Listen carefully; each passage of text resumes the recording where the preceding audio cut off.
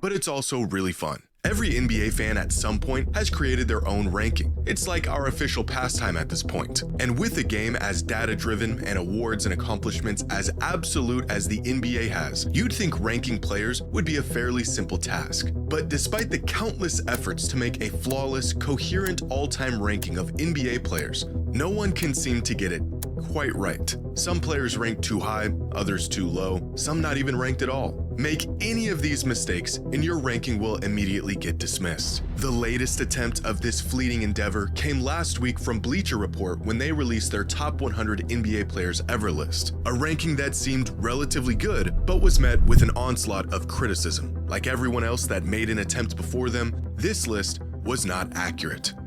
I knew niggas lost their mind when they told me Draymond Green is ranked higher than Jason Tatum.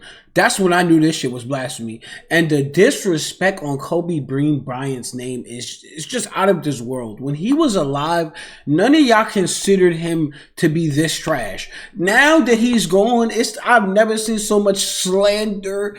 Bro, he ain't even, some people don't even got him in the top 20 players. It's like, bro, what was you watching? I don't know if people got the same sight as me, but shit, you might be blind. If you say Kobe is not a top 20 player, you might be blind. And you might need to go check them shits out because you're out of pocket. Good enough. Why is it so difficult to make an all-time ranking that we can all agree on? I mean, we all have our own opinion, our own personal bias. Is it even possible to make such a list? And if we could, how would we even create it? Well, believe it or not, there is a method that we can use to rank every player in NBA history with shockingly good accuracy. It doesn't use any numbers or data, no formulas or advanced metrics. It is a method way simpler than you would ever think, and yet manages to get results with nearly 100% accuracy. The eye test. Even crazier, we actually use this method all the time. No one's surprised, people were not happy about it. Among some of the more glaring complaints about Bleacher Report's list include Shai Gilgeous-Alexander, the now MVP, Finals MVP, and champion, not even making the list. Jason Tatum landing at 93. John Stockton ranked ahead of players like Chris Paul and Kawhi Leonard, and of course Kobe Bryant falling outside of the top 10. Despite polling their staff of NBA experts, writers, and editors, the results of this comprehensive ranking only left people confused and annoyed. Ranking players should not be this difficult, and yet it is. But to understand why it's so difficult, we first need to understand why every ranking, no matter how thought out it is, how logical the criteria is, how much data was used, always falls short. One popular approach that some fans and experts have taken over the years is the formula method. Create a point-based system and apply those points to various factors like career stats, accolades, and impact to make an objectively accurate ranking. A method that has been tested countless times with varying levels of success. Last year, John Hollinger, longtime NBA analyst and a man credited... This is the goddamn problem right here. John Hollinger. Did John Hollinger get buckets? Was John Hollinger even good at basketball? You got people ranking the damn game who can't even put up a layup. Can't even hit a goddamn shot if they was on the court. You don't got to be professional, but damn, be at least good at something to be out here giving all these goddamn rankings. And it's too many numbers. It's too many numbers. That's the whole point. Numbers can manipulate how people see things because they believe the numbers. It's like, I'm going to always go off the eye test first. And then I'm going to go to, some statistics, some trophies, whatever. But my eye test got to tell me you the greatest first. I got to be like, damn, he the greatest we ever seen. Because if I've seen, 25 years of basketball or more, then clearly my eyes have seen a lot of great shit. So I can make a distinction. You know what I'm saying to you? But if we got people out here just crunching up numbers, shit. What's his name? Robert Ory gonna be the best. Some shit like we gonna have some random nigga at the best. I can't rock with that. With creating some of the first advanced NBA statistics, created a formula to determine his all-time top 100 list. His criteria being a point-based system that put varying levels of weight into factors like MVP shares, finals MVPs, win shares, and career box plus minus. A formula that resulted in LeBron as the GOAT, Jordan second, Kareem third, Duncan fourth, and Karl Malone fifth all time. This list also features Karl Malone. over Larry Bird and Magic Johnson and Kobe Bryant, Karl Malone. Come on, bro. What is this nigga talking? See, John Hollinger need to get his ass whooped. This is why we need ass whoopers back.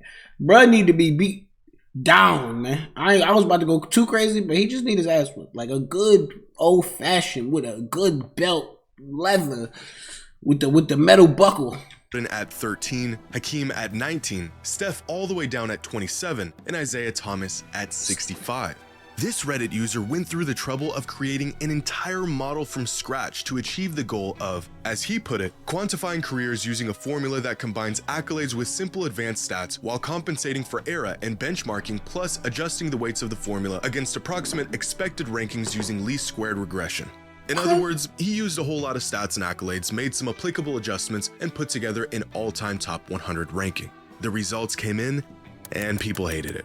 The glaring flaw in this method, as well as every other method that attempts to be completely objective in its approach, is that it's not objective. Even concrete things like stats and awards will inevitably have some sort of weight or value attached to them based partially off of opinion. What is a championship worth, and how do you factor it in? Should there be an era tax on players who played half a century ago? If there is, when does it no longer apply?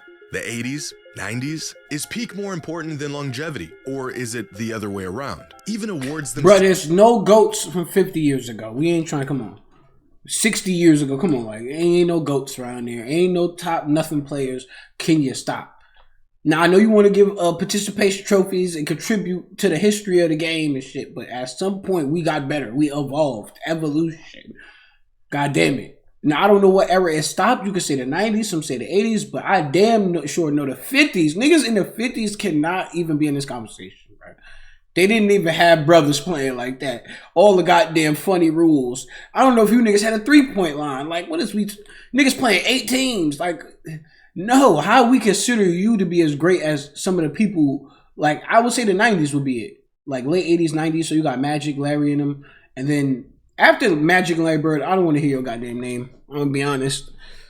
Because they pretty much all had to play by the same set of rules. If you had to play with drastically different rules and then you consider you're a GOAT in the game, it's like, come on, man.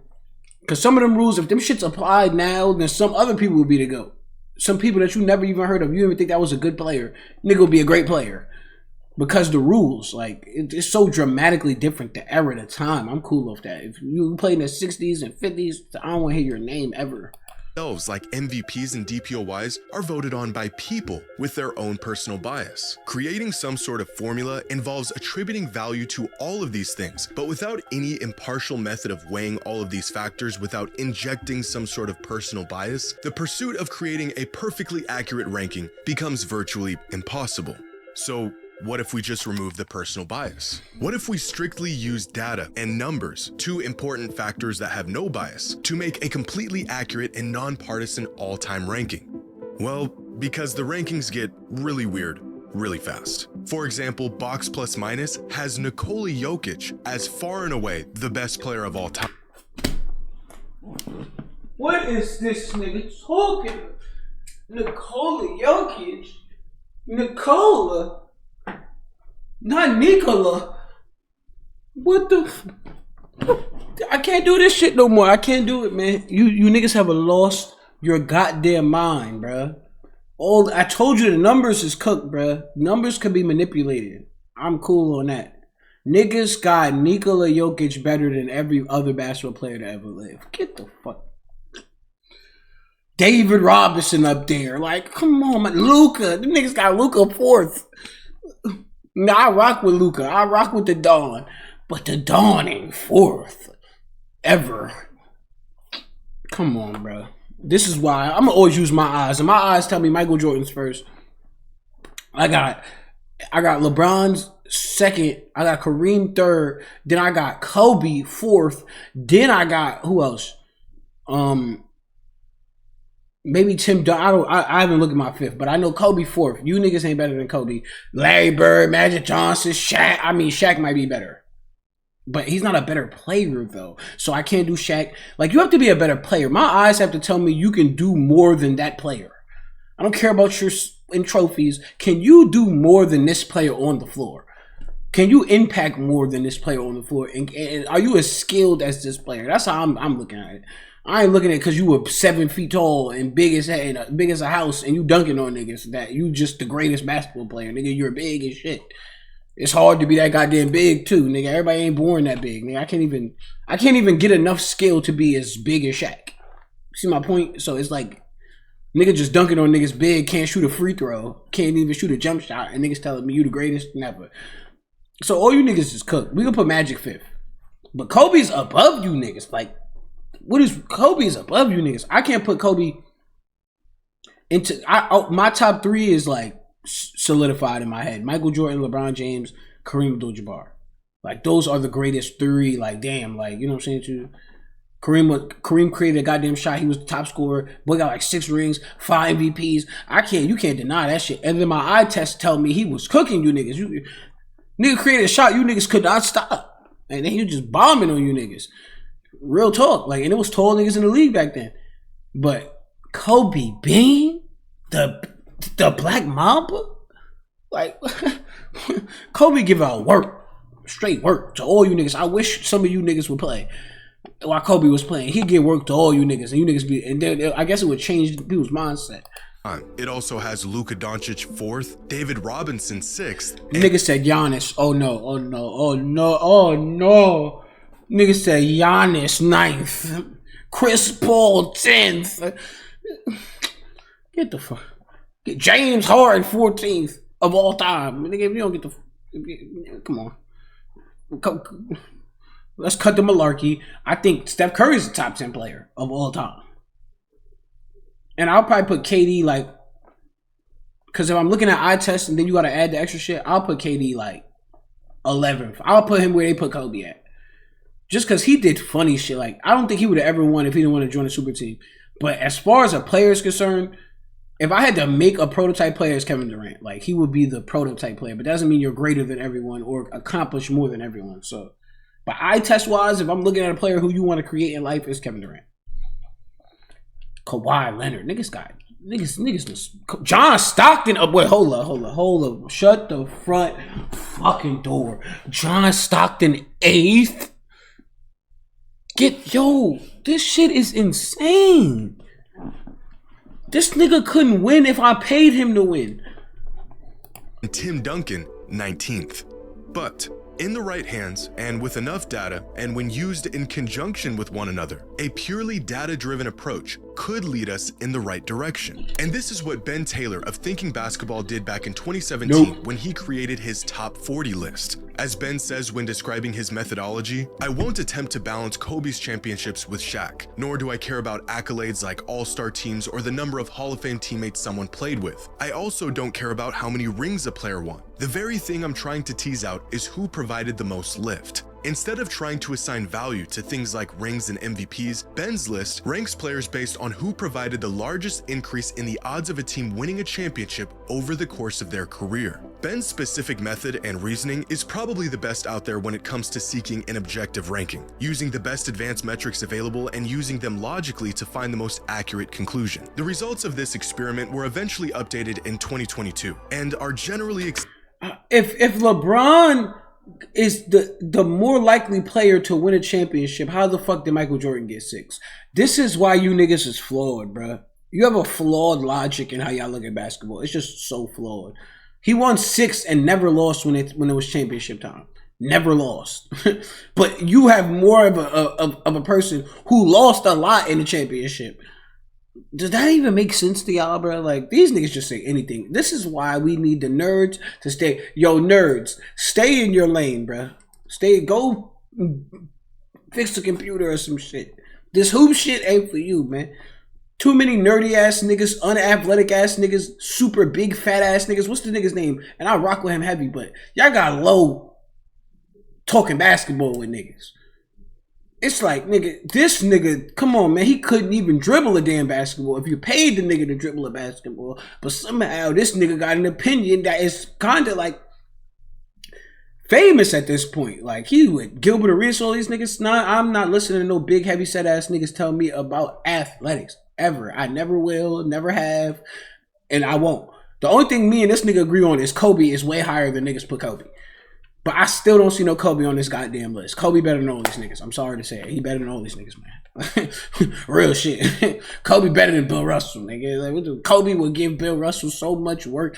They would have had to. This nigga would have been Bill Bryant, nigga. He would have made him his son. Called that nigga Bill Bryant. Accepted as a really solid list without the outliers or massive holes that other lists have. The only problem is, this is not an all-time player ranking. As Ben stated, this list is a player evaluation, not necessarily a ranking of the greatest players of all time. And it's evaluating how good these players were, their abilities and their effectiveness in using those abilities, not how great they were or what they accomplished. A great exercise in determining which players had the largest impact on the court, but not the best method in determining how that impact actually translated to tangible success. For example, this method is providing evidence that Karl Malone had a larger statistical impact than Stephen Curry over the course of his career, but I'm not sure if there's a single human being on planet Earth that would argue Karl Malone is greater than Steph is. Using purely... he hasn't impacted nothing over Steph. This video is gonna make me tired. This is why I gotta drink, man. I need more drink. Your boy need more drink, man. I can't do this shit. This shit gonna have me have a heart attack, a damn seizure. You know what I'm saying? Schizophrenia, all in the same damn place. I can't do this shit. Nigga said Karl. Can we stop even mentioning Karl Malone name? Like, I'm tired of hearing this nigga name, bro. This nigga make me want to throw up. Karl fucking Malone. Statistics and data to rank players removes valuable context that certainly matters when evaluating how great they were throughout their career. However, allowing awards and achievements to partially dictate rankings will inherently skew the results due to personal bias and variance of opinion. So looking at it through either of these lenses will lead you to inaccurate results. But maybe we're looking at this through the wrong lens altogether. Fans are going to be biased. It's the very nature of being a fan. My team's great and they can do no wrong. So if we need to factor everything in, but we cannot do that without inserting some sort of bias, what if instead of trying to remove all bias from the equation, we factor this bias into the equation by asking fans what it is they value most when ranking players? If the accuracy of the rankings is determined by the fans, then so should the criteria. Well, that's exactly what this Reddit user did. Back in 2020, an NBA fan on Reddit took it upon himself to survey other NBA fans, 662 of them to be exact, on not just what's important to them in terms of greatness, but even what kind of fan they are. Among some of the questions asked were, how long have you been watching the NBA for? The most popular answer was 6 to 9 years. On a scale of 1 to 10, how big of a fan of the NBA are you? Over 80% of the results being at least an 8 out of 10. But here's where things get interesting. One of the questions asked was, what do you think is more important in a player's career? Team success or individual success? 52% of voters said team success and 48% said individual success. Almost an even 50-50 split between NBA fans in response to a very important question with two very different answers. Even more revealing, voters were asked, what are the top 3 most important measures when evaluating who the greatest of all time is? The number 1 answer?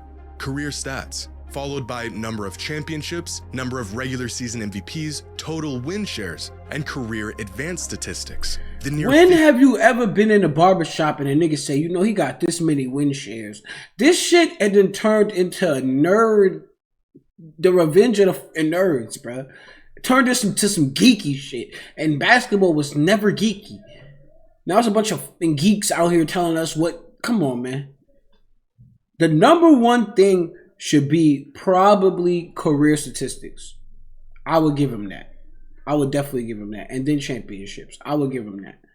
But you have to consider eye test. And not just how pretty the game is. When you watch with your eyes, what was this player able to do? Were they able to play defense, offense, pass, do all these things? And then we add the extra shit on top. You got your GOAT. You feel what I'm saying to you? Nobody ever gonna tell me somebody was better than Michael Jordan, nigga. I done seen so much footage. All players, Michael Jordan better than you niggas. Like, and he's so far better than you niggas. The gap is so crazy. Nigga, I would never glaze Bron that much. And I'll fuck with Bron, but I'm not glazing. Like, like the gap between you and him is insane. It's insane, actually. The way he was able to perform is different from how you were able to perform. And then when it's time to win, this is what matters. When it's time to win, nigga, I become greater. Who gives a fuck if you scored a bunch of points in career statistics, Karl Malone ass, but when it's time to win, nigga, you always fail. Nigga, then you not a good player. Nigga, I don't want to hear that shit. I don't know no real niggas who got Karl Malone in they top 15, nigga, 20. Niggas don't be mentioning Karl fucking Malone. 50-50 split between the importance of team success versus individual success visible in the almost even voting split between career stats and number of championships. One person can make their rankings based on how good a player was, meanwhile another person could make their rankings based on how much success a player had. Two completely different criterias. So how exactly can we make a player ranking that is agreed upon if we can't even agree on what actually matters? Hurry your ass up though. What matters most. You're no like matter what approach you 20 take, minutes no matter in. how much personal bias or opinion you try to take out of it, the results will always end up skewed in some sort of direction. There's just too many factors, difference in opinion, difference in what matters most from fan to fan. But there is one way. One method that has been proven to be the best way to get to an accurate conclusion about things otherwise not agreed upon. What is this scientifically backed method? It's the exact one Bleacher Report used. Ask people, have you ever seen the show Who Wants to Be a Millionaire? I'm done. I'm gonna let y'all end this video. If you want to watch the rest of this 5 minutes of dumb shit, ask people. What the fuck? What the fuck? I would never ask people. I'm tired of people. People lie and troll and do weird shit. Nah, we don't got time for people. People are untrustworthy. You feel me? People are untrustworthy. And if niggas got Kobe 11th, why the fuck would I ever want to listen to people? If they got Draymond Green over Jason Tatum, why the fuck would I ever listen to people? No one is going to start a franchise and be like, give me Draymond Green. Look, this franchise has no stars on the team. If we're starting off a franchise, no one is choosing Draymond Green over Jason Tatum ever in life. Like, not one time in life. They got John Stockton over Kawhi Leonard. Like, in which ways? At least I could get 2 rings out that bitch. At least I could get buckets and play defense. John Stockton, useless. Useless. Nigga great because he passed to a nigga who was in the post. Is that what we said? Is that greatness? Nigga passing to niggas in the post? I can't do this shit no more. This is why I don't watch basketball. Till next time, I probably ain't doing no more basketball content because you niggas done lost your rabbit ass mind.